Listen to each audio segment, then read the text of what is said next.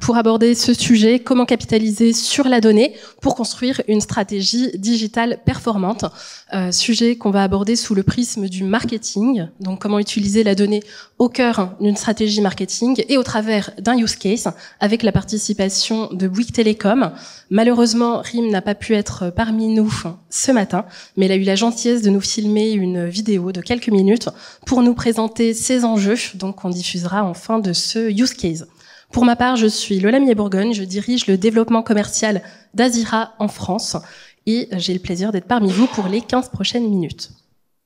Bouygues Telecom en quelques mots, vous les connaissez tous, opérateur de référence, opérateur historique en France depuis des années, qui opère au travers d'offres à la fois B2B, B2C et surtout de 523 points de vente physiques en France, donc avec une stratégie à la fois en ligne et physique, stratégie omnicanal et stratégie à la fois locale et nationale sur laquelle on a le plaisir de les accompagner.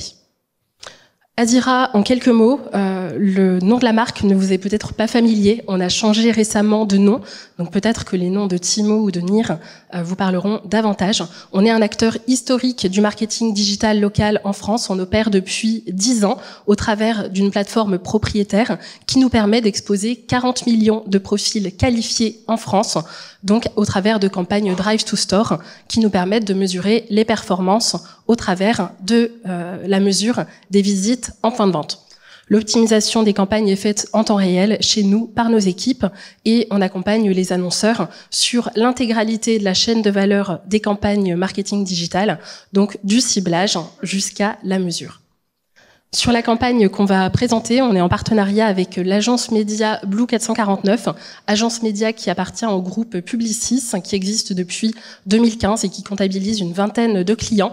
Ils accompagnent donc leurs annonceurs de A à Z, de la même manière que nous, au travers de la construction de dispositifs médias complets avec un gros focus sur la partie créative.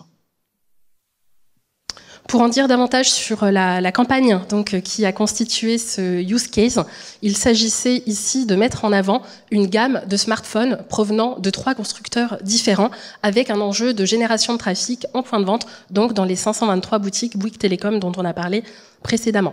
Donc ici, il y avait un double enjeu. Un enjeu donc Drive to Store classique, c'est-à-dire identifier des profils à proximité des boutiques Bouygues Telecom et identifier les profils les plus appétants à chacun de ces 3 constructeurs pour montrer le bon message, le bon téléphone à la bonne personne. Donc on a accompagné Bouygues sur cette campagne de A à Z et notamment au travers du ciblage et c'est ce que je vais détailler par la suite. Donc j'ai parlé d'un double enjeu. Le premier, c'est qui sont les bons profils à exposer au sein des zones de chalandise de Bouygues Telecom. Donc à partir du moment où on raisonne campagne Drive to Store, il y a toujours 2 sujets qui se présentent à nous en tant que régie. Le premier, c'est comment définir la bonne zone de communication pour une marque. Chez Azira, on fonctionne au travers de zones de chalandise dynamiques, c'est-à-dire des zones de chalandise qui sont construites non seulement pour une marque, en fonction de son industrie, de son secteur d'activité, mais aussi pour chacun des points de vente qui la composent.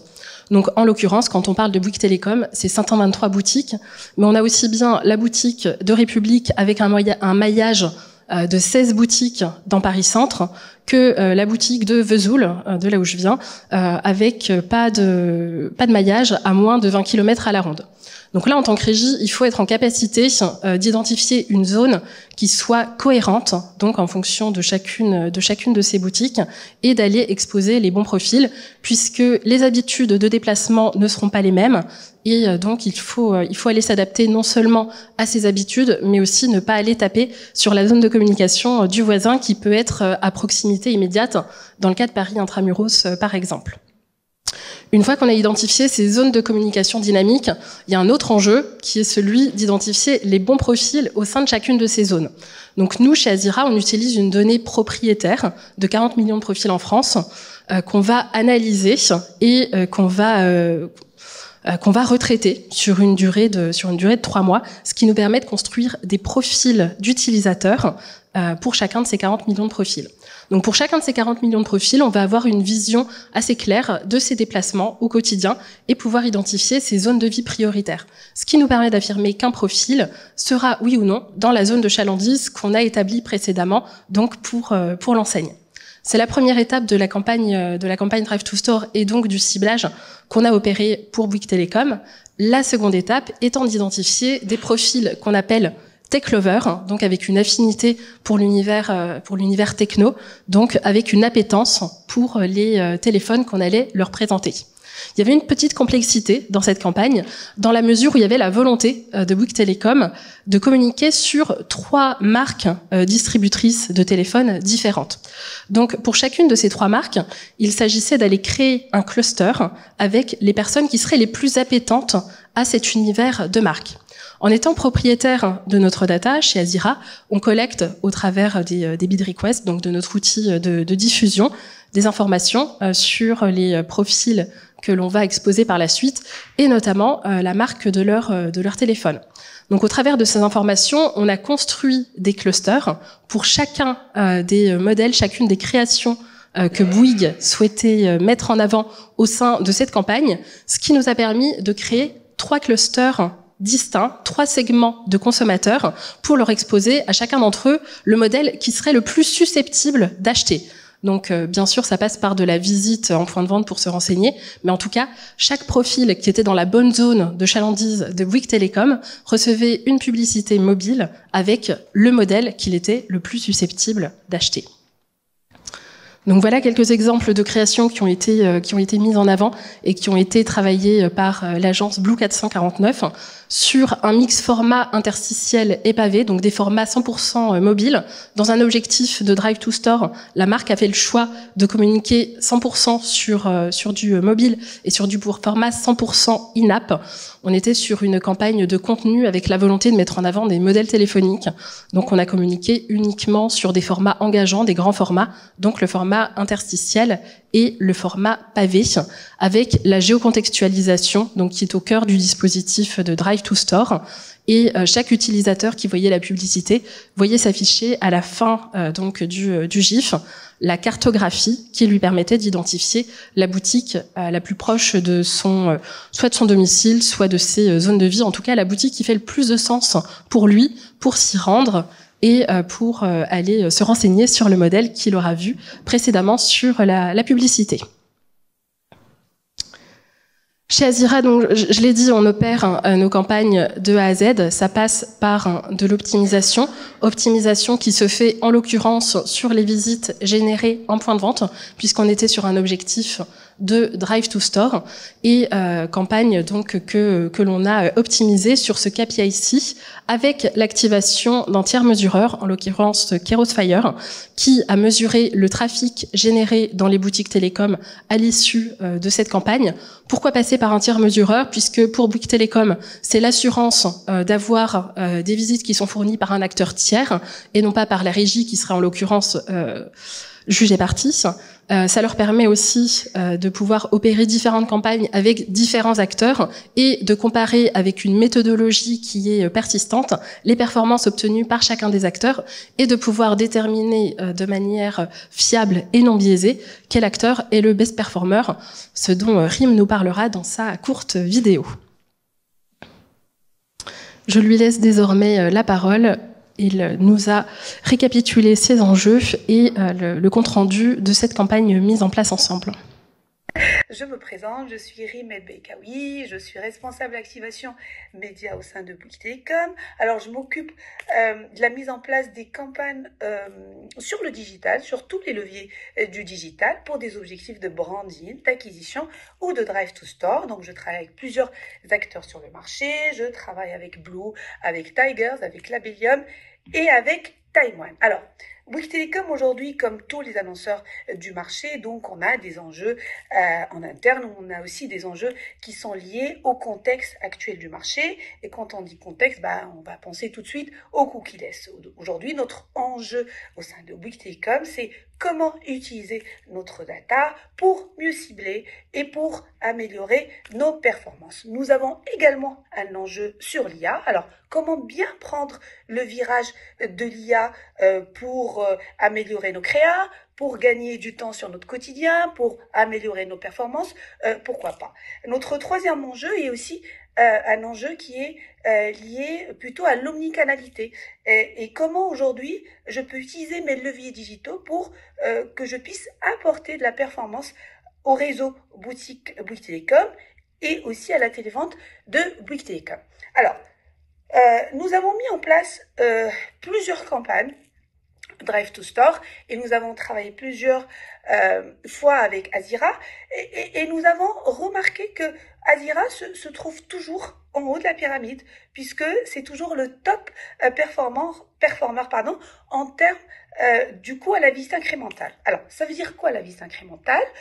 Ça veut dire que aujourd'hui, Azira nous permet d'aller toucher des prospects qui se rendent en boutique grâce à la campagne digitale. Donc, l'acteur a fait preuve d'un reach super puissant et d'un ciblage très pertinent. Donc, nous, on aimerait continuer dans cette logique d'aller optimiser au maximum notre coût à la couverture incrémentale. Notre objectif également, c'est d'aller continuer de générer du trafic qualifié en boutique et notre objectif principal, c'est d'accompagner le consommateur dans son parcours d'achat, rendre l'expérience plus fluide à nos prospects et à nos clients.